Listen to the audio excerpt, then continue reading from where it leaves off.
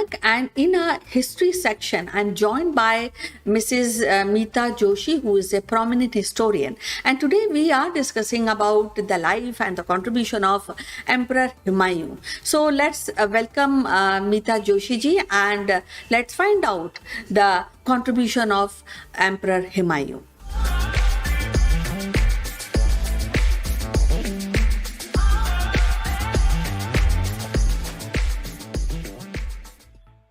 So, welcome to this show, Meeta ji. How are you doing today?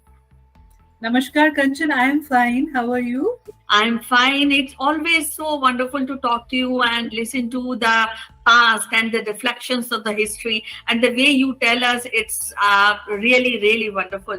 So today we are talking about Humayun, and so as a historian, what actually you think about this King Humayun, and what is his contribution? Okay. So let me start with a little background, Kanchan. When Babur established Mughal Empire in India in 1526 AD, after the first battle of Panipat, it was not a cakewalk for him because he was a foreigner. He came to a different land and he has to establish his empire in India. So from the time period between 1526 to 1530, Babur was busy in waging wars and expanding the Mughal dominion. That was like his only task, because there were Rajputs in picture, there were Afghans in picture who never wanted any foreigner to get established in India. So after Battle of Panipat in 1526, Babur had to wage three more wars: 1527, 28, 29. Battle of Khanwa, Battle of Ghagar, and Battle of Chachar. So in these three battles, Babur was able to establish the Mughal Empire. And by the time he could enjoy the fruit, Humayun was a 22-year-old boy that time, or a man that time, and he fell seriously ill. So, as the records say, when Babur saw Humayun ailing in the bed, he took 3 rounds of the bed and he asked God that give me this sickness and my son should be healed. And very surprisingly, it happened. Humayun got cured and Babur passed away. So this was the way Humayun got into the throne at the age of 22 years. Now he was an inexperienced person. He had no idea how to look after this empire which Babur had established. And because of his inexperience, he had head-on fights with the Rajputs and the Afghans. And both were very powerful because Rajputs, North India was the seat of Rajputs. And this very late Akbar understood, and that's why he formulated a matrimonial alliance policy with the Rajputs, because he wanted that Rajput should be on his side, on Akbar's side. But when you talk about Babur or you talk about Humayun, they wanted to, be on an upper position.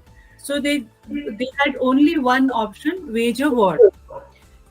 In this process, Humayun also started expanding the empire. But the problem was, he was an adventurer rather than a consolidator of the empire. And in this meantime, when all this was happening, there was a young Afghan soldier by the name Sher Shah Suri, who had already captured Bihar and Bengal. And Babur gave him a challenge. Humayun gave him a challenge, and Sher Shah had waged wars with Humayun, two wars, okay, Battle of Khanwa and Battle of Chausa. And after these two battles, he was badly defeated, Humayun. And the position was such that he has to flee away from India. So he went to Persia to seek refuge. For some time, he was in Persia, and then Shah Temas, the king there, he gave him refuge. And this time period from from 1530 to 1540, 10 years he was ruling. Then 1540, after these two wars, he had to leave India, and then from 1540 till 1556 is the Suri dynasty rule, because Sher Shah Sur, he established himself in this time. So now Babur was away from India. He went to Kandahar, he went to Kabul, and he tried to build up an army, because now he understood that what mistake he did by taking up a challenge with the Rajputs and with the Afghans, because Sher Shah Sur was an Afghan soldier. So from 1540 till 1555, he did his groundwork. He made alliances with many people, and he tried to build up an army. And finally, in 1555, he marched back to India, and he defeated Sikandar Sur, and again he came to the throne of Delhi, or Okay. Mughal So Empire. He he, again yeah. re-established the Mughal Empire. So actually, once he is defeated and he was a foreigner in every sense, and was it a compulsion for Humayun to really expand his empire in the Indian territory, because he's already having Kabul at that point of time. He is from Kandahar, so things. How was that situation which compelled Humayun to really come to India, and what made him, I mean, make him to really attack and reconsolidate Indian land? When he was away in Persia, so one of his brothers, Kamran, he was a very cunning man. So he was not even leaving him peacefully in Kandahar and Kabul. So three times he had to wage war with Kandahar there. Okay. And in the fourth war, he finally killed his own brother, Humayun. And then he understood that whatever empire his father had built in India, so it was a shame for him that he lost it. So because that was the thing which brought him back to India. And then in 1555, he waged a war with Sikandar Sur, the successor of Sher Shah Sur, and defeated him. And again, he captured the entire Mughal territory. And from 1555 to 1556, only 1 year he could rule. And in because he was a scholar, he loved to read. So one fine day, he was coming down from his library, and there were stairs, and he slipped, and there were very bad head injuries, and he could not survive.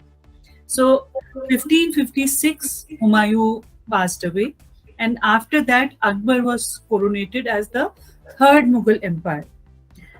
Now, when we talk about all this Humayun's ordeal, his, coming to the throne, staying there for 10 years, then again going away from India, coming back again, establishing the Mughal rule again. He has learned a lot, and he became mature as a king. Because see, when you get things on a platter, you don't realize the importance. So same thing happened with him, because Babur, with his hard work, had established a Mughal territory in Indian dominion, and this person just lost it. So that thing, was always there in back of his mind, which made him to come back to India and recapture the Mughal territory. Okay, when we talk about the Mughal establishment in India and uh, uh, the whole clan who's established a great empire after Akbar, but Mhm. as a historian, whom you give the credit, Babur for actually conquering the territories, or Humayun who conquered and then again established something? So, how you really rate these two? See, it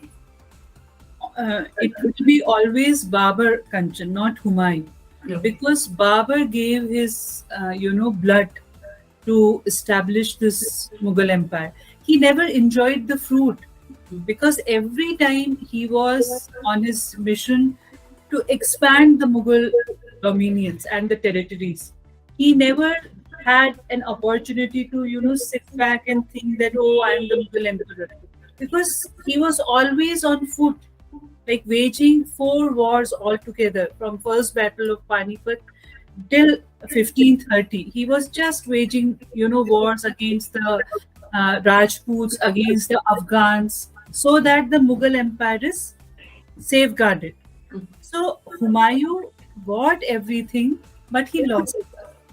So it is not Humayun whom you will give credit. Obviously, the credit goes to Babur, Okay. because as a foreigner, Mhm. to establish your roots in a foreign land is not an easy task, which Babur did very, very nicely. Okay, so what is the impact of this Mughal Empire, Humayun's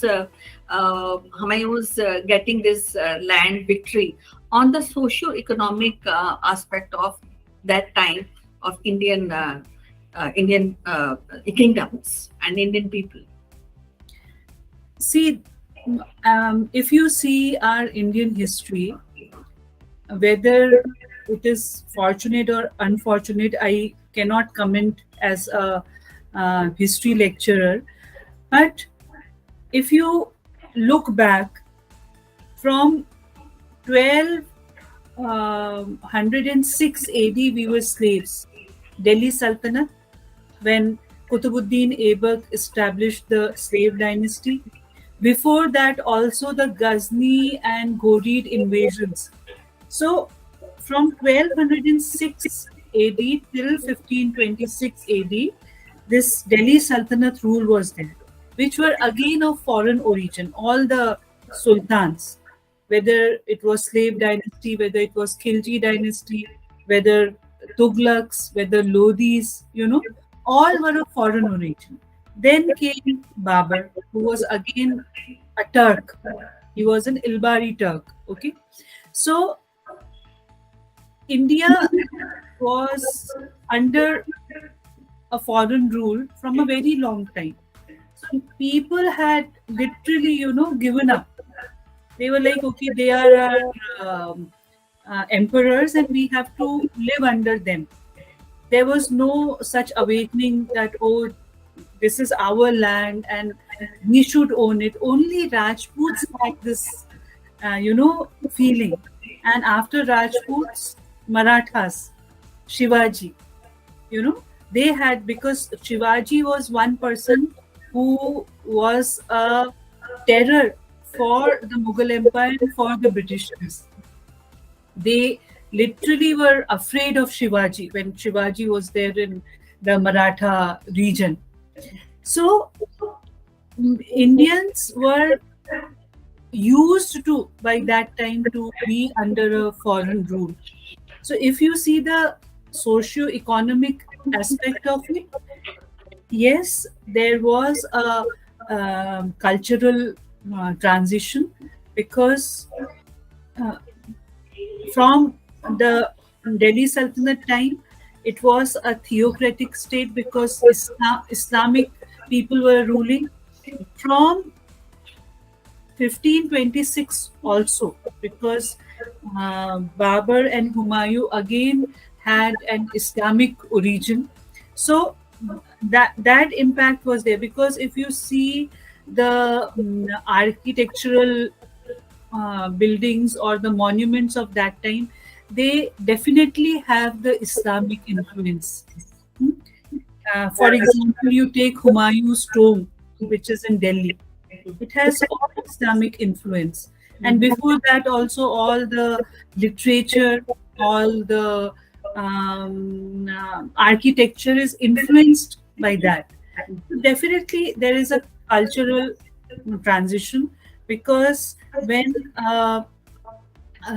religion is ruling you for a longer period of time, then it definitely impacts everything. So, only if you see in North India, where Rajputs were there, or you see in Maharashtra, when later the Marathas under the rule of Shivaji they came. There only you had these very small, Hindu empires. And, and even at the time of Mughal Empire, there were princely states of Hindus. But then Akbar very, very diplomatically, with the matrimonial alliances, he could take the Rajputs under his fold. And he made his position very, very secure, because by placing the Rajputs in very important positions in the empire, by marrying their girls, the princesses, so he gave the Rajputs an assurance that I am with you. So it is Rajputs were, very, very honest and committed people. Once they give a word, they never stepped back. So this was the thing, there was definitely an impact in the social conditions and the economic conditions also. But one thing which is very prominent, that Islamic influence was more than your own culture and religion. Okay, when we talk about like socio-economic things and then the religious, especially in Indian land, it plays a very, very vital role even today.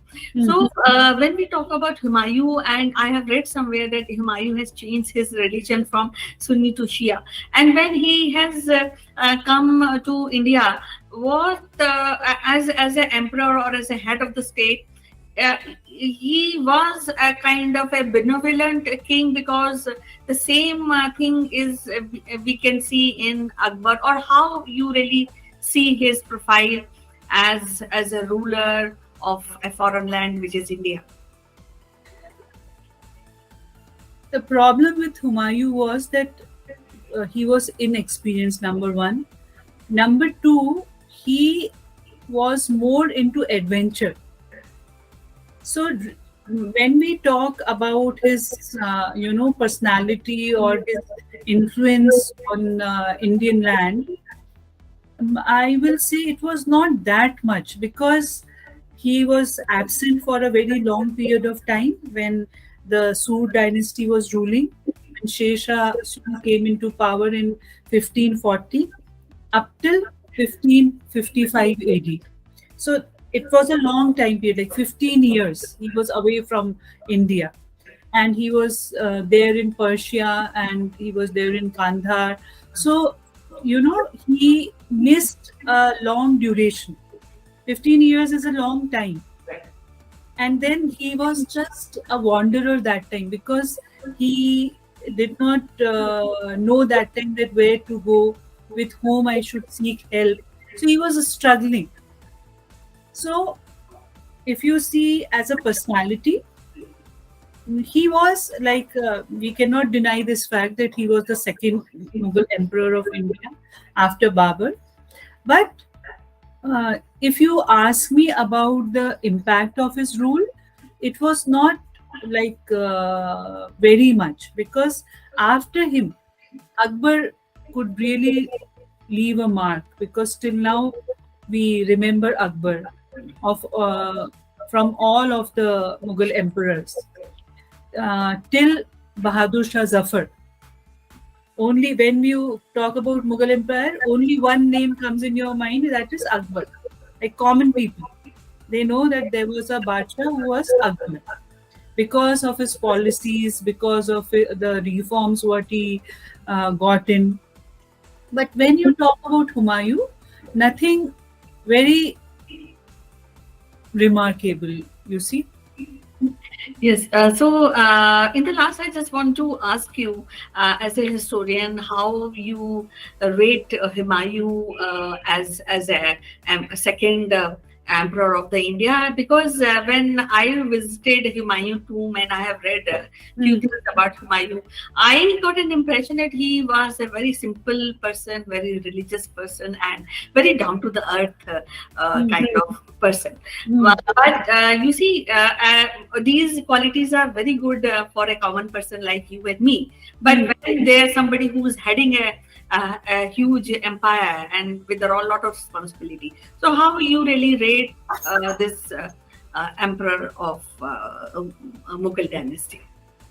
See, one thing I can tell you that I cannot say that he was a very great king, but he learned out of his experiences, and then finally he was able to establish the Mughal Empire. But only for 1 year he could live after that, 1555 to 1556 AD. But one thing good what he did, I don't know whether you know or not, how the festival of Rakhi originated in India. There was a Rajput queen, Rani Karnavati, Mm. who married the Prince of Mewar.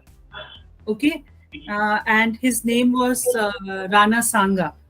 So when the Afghans were troubling the Mewar territory, they made Rana a prisoner, the Afghans.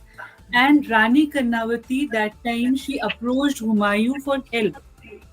And Humayun kept his word.